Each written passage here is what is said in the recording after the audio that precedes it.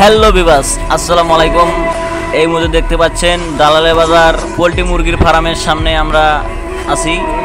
দেখতে পাচ্ছেন এখানে ভয়াবহভাবে পোলট্রি মুরগির ফার্মে আগুন লেগেছে, অনেক লোক ভিড় করতেছে।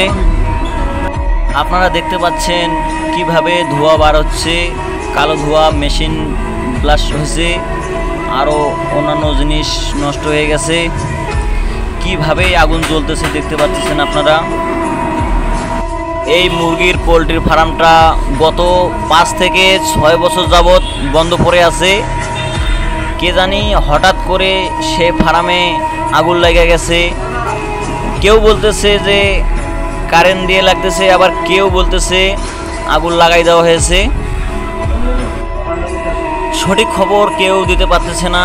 দেখেন কিভাবে ভিতরে আগুন জ্বলতেছে, কতগুলো জিনিস নষ্ট হয়ে গেছে, ফার্ম মালিকের বহুত ক্ষয়ক্ষতি হয়ে গেল। এখানে একটা কেয়ারটেকার ছিল, তাকে আজকে খুঁজে পাওয়া যাচ্ছে না। তিনি যে কই আছে বা গ্যাস কই গেছে তাও খুঁজে পাওয়া যাচ্ছে না। সবাই বলতেছে নাকি এখানে আগুন লাগিয়ে দেওয়া হয়েছে।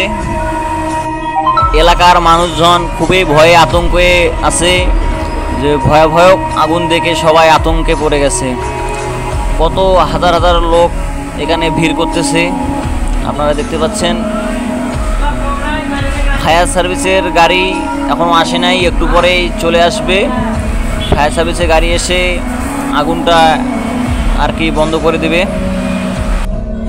মূলত এই বিষয়টা তদন্ত করা হবে, তদন্ত করে সবাইকে জানানো হবে যে নেক্সট ভিডিওতে যে কীভাবে এই আগুনটা আর কি লাগছে।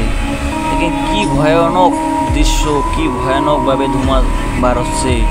ভয়ে আতঙ্ক তো সবাই থাকবেই, ভয়াবহ অবস্থা। কত বছর থেকে বিল্ডিংটা পড়ে আছে, হঠাৎ করে আজকে আগুন লাগে, সবাইকে আতঙ্কে ফেলাই দিছে। যেভাবে ধোঁয়া কেউ কখনো দেখেনি যে এত বড় ধোঁয়া বাইর হয়।